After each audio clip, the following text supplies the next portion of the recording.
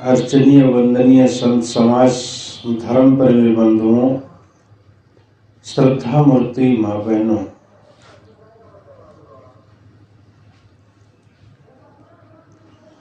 मनुष्य के अंदर कोई गलत काम करता है, उसका प्रायश्चित कैसे करें। कोई बड़ा पाप कर दे, उस पाप का प्रायश्चित कैसे करें। क्योंकि एक मनुष्य दूसरे के लिए अगर गड्ढा खोदता है तो वह स्वयं गड्ढे में पहले गिर जाता है। दूसरों के लिए गलत करता है, वही गलती अपने लिए भी आ जाती है। इसलिए दूसरों का नुकसान करने के लिए, दूसरों की गलतियों को देखने से पहले खुद स्वयं अपनी तरफ देख लेना चाहिए कि जीवन हमारा कैसा है और हमें जीवन में कैसे रहना है। अगर जो यह नहीं पता है तो यह किसी महापुरुष के पास जाकर के पता करना चाहिए कि जीवन को कैसे जिए। हमसे कोई पाप हो गया है, उस पाप का प्रायश्चित कैसे करें। मन में गलतियां हो जाती हैं, तन से गलतियां हो जाती हैं, और जीवन तो गलतियों का पुतला ही है। बचपन से लेकर के 55 की उम्र तक और उसके बाद भी अगर जो जीवन जिस किसी का रहा, वहां पर गलतियां होती रहती हैं। लेकिन उन गलतियों का पुलिंदा बना करके रोज की रोज ढोते रहें तो उससे मन खराब होता है। बचपन में जो गलतियां हो गई हैं, उन गलतियों को पश्चाताप करने के लिए एक ही उपाय है कि वो गलतियां दोबारा ना करें। लेकिन फिर भी संकल्प लेने के बावजूद भी अनजाने ना अनजाने में गलतियां हो ही जाती। लेकिन कुछ काम ऐसे हैं जो ना चाहते हुए भी मजबूरीवश करना पड़ता है। किसी के दबाव में किसी की जान बच रही है, किसी की आन मान शान बच रही है, कुछ हो ही जाते हैं। जैसे कुछ किसान कहते हैं कि हम फसल में दवा डालते हैं, फसल को हम ट्रैक्टर चलाते हैं, वहां गलतियां हो जाती हैं और पाप हो जाता है। लेकिन ये सोचना चाहिए कि हमने किसी का पाप नहीं किया। जानबूझ करके हमने किसी के ऊपर लकड़ी नहीं चलाया है, जानबूझ करके किसी के ऊपर हमने डंडे नहीं चलाया है, जानबूझ करके हमने कोई काम नहीं किया है। हमने तो अपनी फसल की रक्षा किया, हमने तो अपने जीवन की रक्षा किया है, और उस फसल से लाखों करोड़ों लोगों का जीवन बचता है, लाखों करोड़ों लोगों का पेट भरता है। जीवन में गलतियों का सुधार करना ये हमारा कर्तव्य है। अगर जो हम कहें कि हमसे पाप होता है, गलतियां होती हैं, तो उन पाप कर्म के वजह से हम कोई काम ना करें। पेड़ पर चढ़े ना, पेड़ को काटे ना, रास्ता ना चले, फसल ना बोए,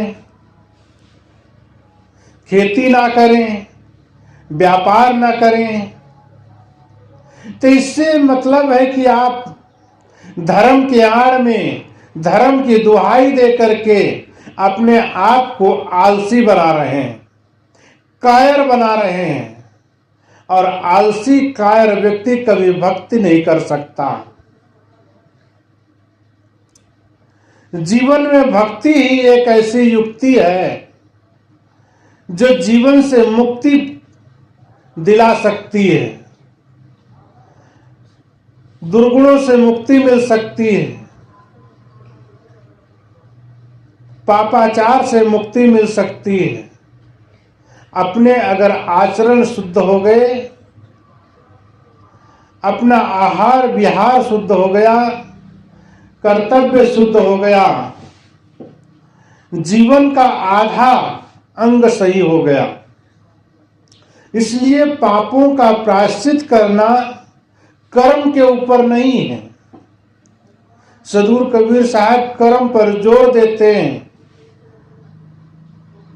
कि कर्म का लिखा मिटे दो कैसे। अगर जो तुमने गलत काम किया उसका जो संस्कार आपके मन के ऊपर पड़ा है, वह संस्कार आपको परेशान कर सकता है। लेकिन उन संस्कारों को आप भूल जाएं, उन काम को, उन कर्मों को आप भूल जाएं, नए कर्म करें, लेकिन वह कर्म ना करें जिससे आपको तकलीफ हो, समाज को आपके कर्मों से तकलीफ हो, परिवार को तकलीफ हो, समाज को तकलीफ हो, राष्ट्र को तकलीफ हो, देश को तकलीफ हो, वो काम ना करें। तो आपके जो किए हुए कर्म हैं, उन कर्मों को प्रायश्चित हो सकता है सेवा से, साधना, त्याग, वैराग्य से। वैराग्य शब्द साधुओं की प्रॉपर्टी नहीं है, त्याग शब्द कोई साधुओं की प्रॉपर्टी नहीं है, उन्हीं के जीवन की एक कहानी नहीं है। हर व्यक्ति त्याग कर सकता है, हर व्यक्ति वैराग्य कर सकता है, हर व्यक्ति भक्ति कर सकता है। अब वह किस प्रकार की भक्ति करना चाहता है। अगर किसान व्यक्ति है, अपने किसानी की भक्ति करे, अनाज अच्छा पैदा होगा। व्यापार में है, त्याग और वैराग्य से अगर व्यापार में व्यापारी बन करके व्यापार करता है तो उसको लाभ मिलेगा। उसे त्याग ही नहीं है। जैसे घर में दुकान खोल लिए और घर में आप 12 बजे तक सोए तो दुकान में क्या होगा? जो कस्टमर आपके हैं वो भटक जाएंगे और वो शाम को आपकी जो बिक्री होना है वो ना होगी और उसका असर काफी दिनों तक पड़ेगा।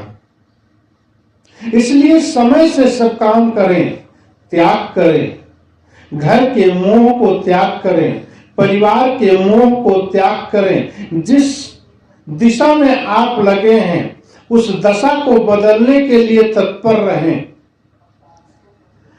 क्योंकि जब तक आप दशा को परिवर्तन में नहीं लाएंगे, आपकी दशा न ठीक होगी, तब तक आपकी दिशा कहां से ही रहेगी।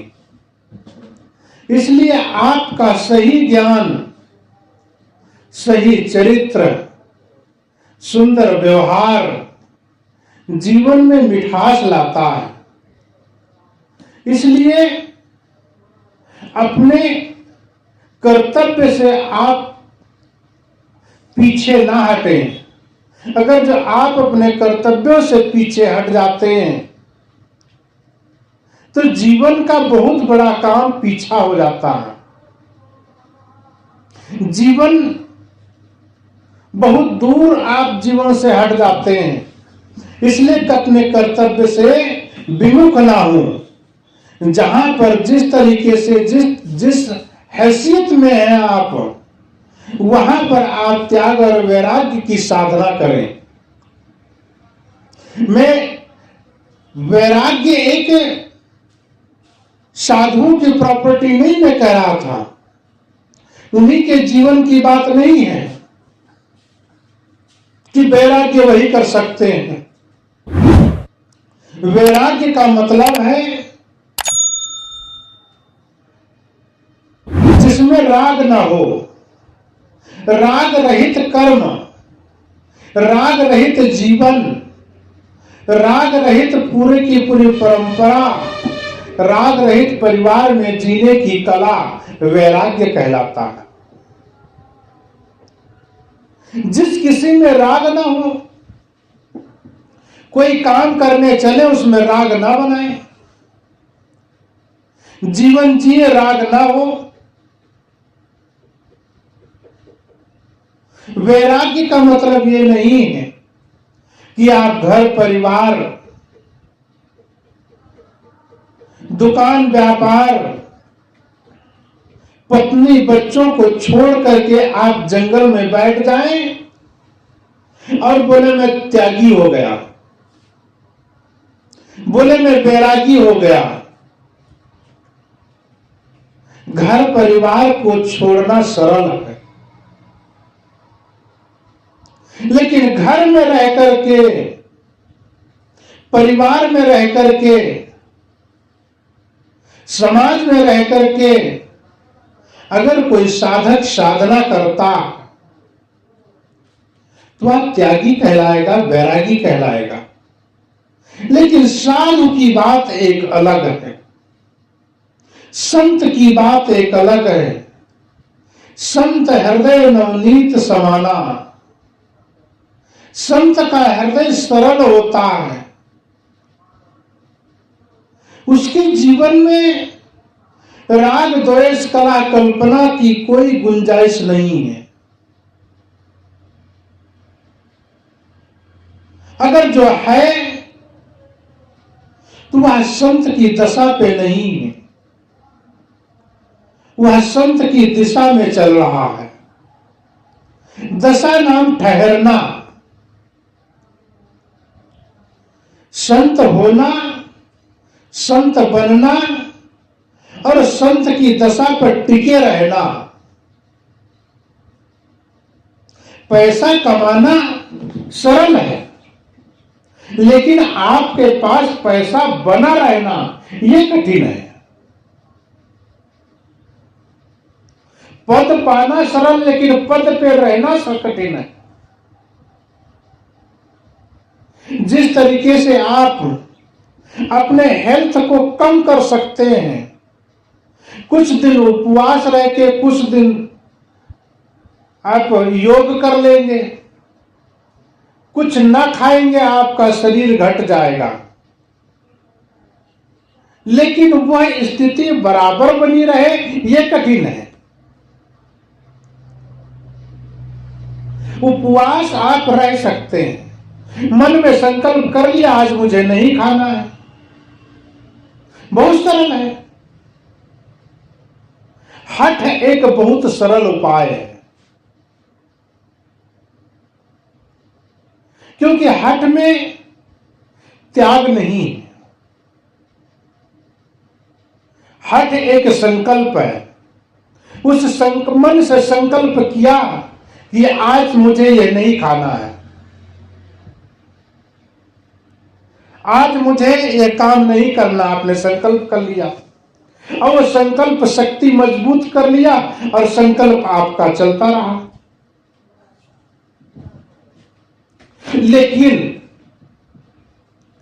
आपके पास में बहुत सारा धन रखा है और आपको बता दिया ये पूरा आपका है, लेकिन आप उसमें राग रहित जीवन यापन युक्त कोई थोड़ा सा पैसा ले लिए जितना जरूरत है। आपके पास में बहुत सुंदर भोजन आया है, मिठाइयां आई हैं, फल फ्रूट है, 56 प्रकार का व्यंजन जिस तरीके से आप सोच रहे होंगे, मन अनुकूल आपके पास में सब कुछ है। मन बहुत परेशान कर रहा है कि आप खा लें और उसमें से आप थोड़ा सा भोजन करें और मन खाली रहे। मन तो बहुत करता है खाने को, लेकिन मन को वहां पर मना लेना यह कठिन बात है। इसी को कहते हैं कि उपवास रहना बहुत सरल है, लेकिन कम खाना बहुत कठिन है। सम्यक जीवन जीना सरल नहीं है। मध्यम मार्ग सुलभ होता है। उस मध्यम मार्ग पे चलने वाला व्यक्ति सदा सुखी रहता है, आगे भी सुखी, पीछे भी सुखी, बीच का भी मार्ग सुखी। जीवन में सुख हर समय बना रहता है। त्याग की भावना से आप निकल गए, लेकिन वो त्याग आपका बराबर नहीं बना रहा, तकलीफ होगी। इसलिए सदगुरु कबीर साहब कहते हैं कि आप सम्यक मार्ग पर मध्यम मार्ग अपनाएं, न ज्यादा त्याग करें जिससे जीवन बर्बाद हो, न ज्यादा भोग करें जिससे आदत खराब हो। शरीर को चलाने के लिए आप भोजन करें, न कि खाने के लिए आप अपने जीवन को बर्बाद करें। उसके साथ साथ में शरीर भी बेकार हो जाए। शरीर बेकार होगा, मन बेकार होगा, तन मन धन तीनों चीजें बेकार होगा, तो जीवन पूरा बर्बाद होगा। इसलिए अपने कर्मों पर ध्यान दे करके जीवन का सही रास्ता चुने। अगर जो जीवन का सही रास्ता चुनते हैं तो हमें जीवन में खुशियां मिलेंगी,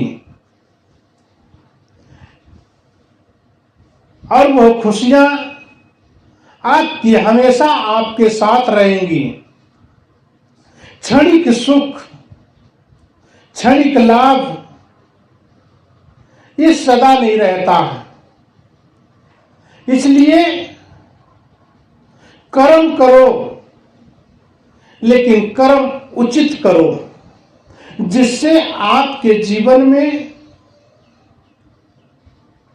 सुख हो, दूसरों के जीवन में भी सुख रहे, आप भी अपने जीवन से प्रफुल्लित रहें, दूसरे का भी जीवन, इसको कहते हैं जियो और जीने दो।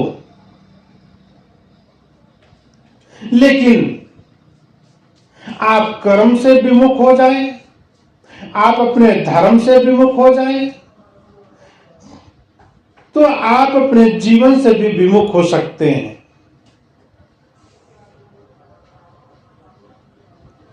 इसलिए अपने आप को गलत कर्मों का प्रायश्चित करना है, तो आप उन कर्मों को आप दोहराए ना। गलतियां हो गई हैं, उन्हें याद ना करें, और उसके साथ साथ अगला कदम आपका गलत ना पड़े।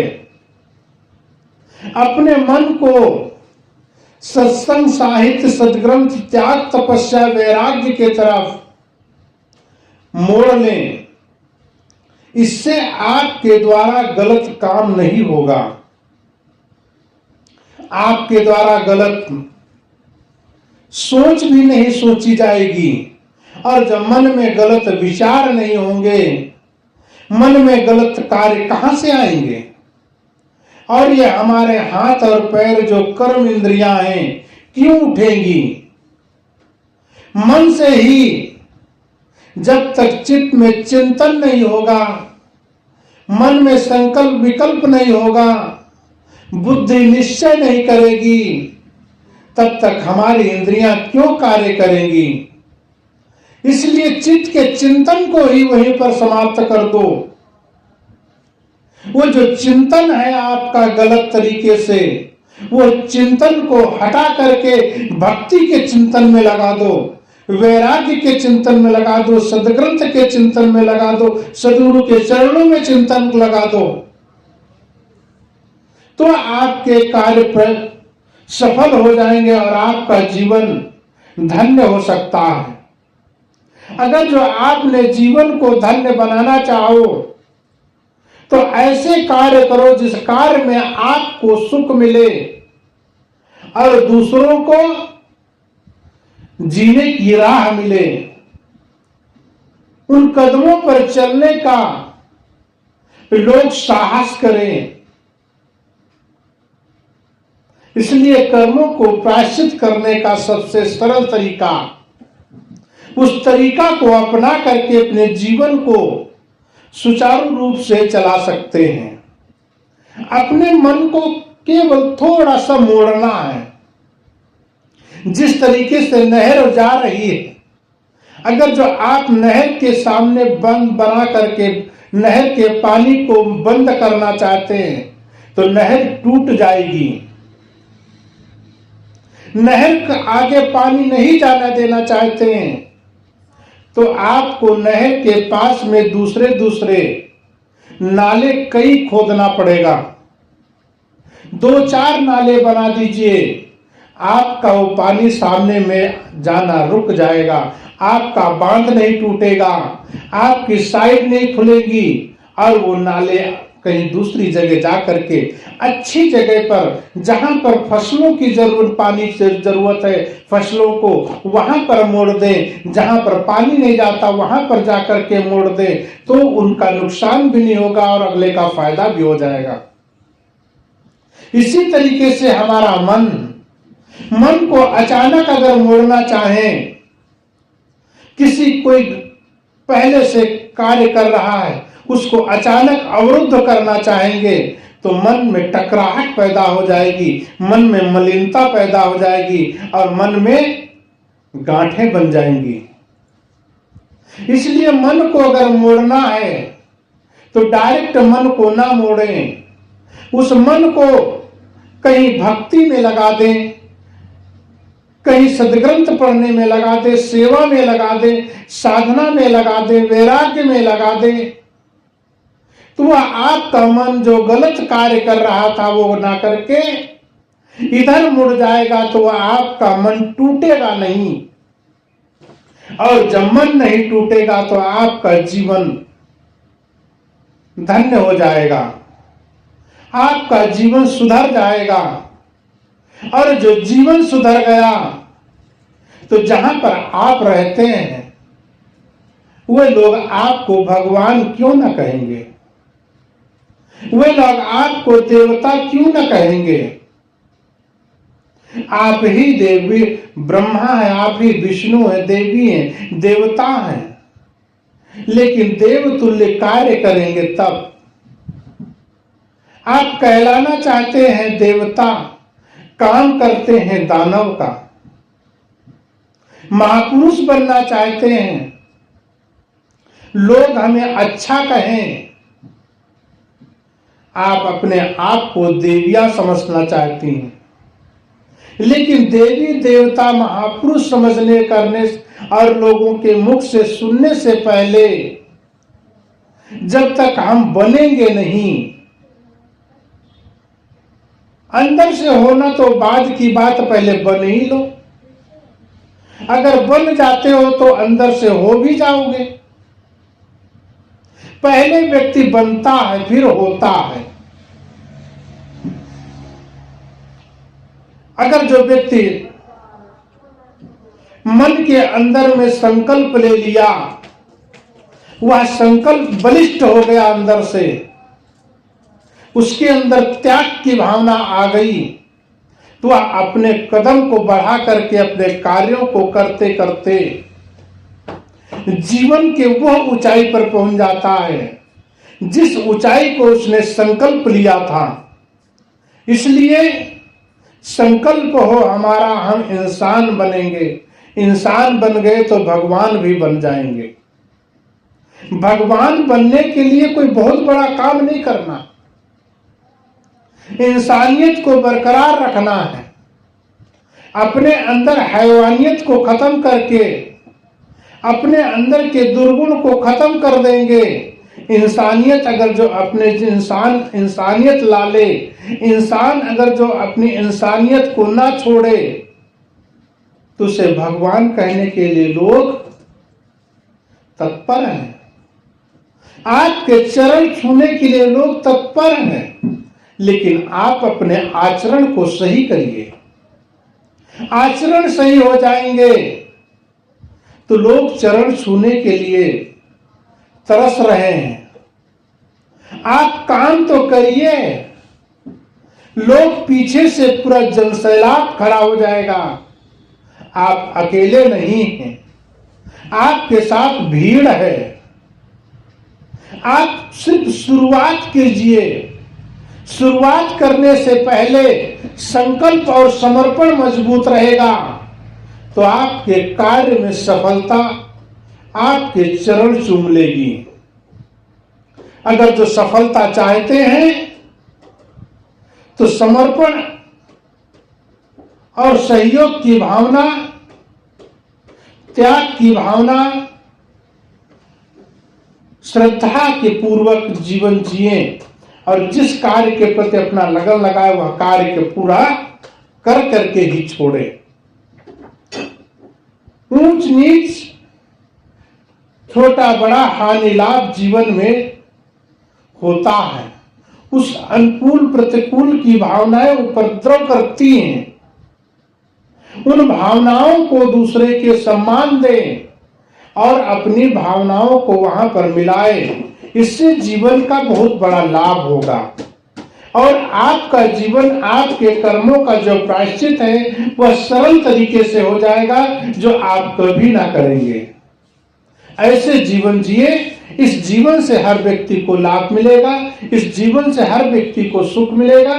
ऐसे कर्मों से हर व्यक्ति का जीवन ऊंचा होगा, विचार ऊंचे होंगे, परिवार ऊंचा होगा और जीवन धन्य हो जाएगा। बोलिए सद्गुरुदेव की जय।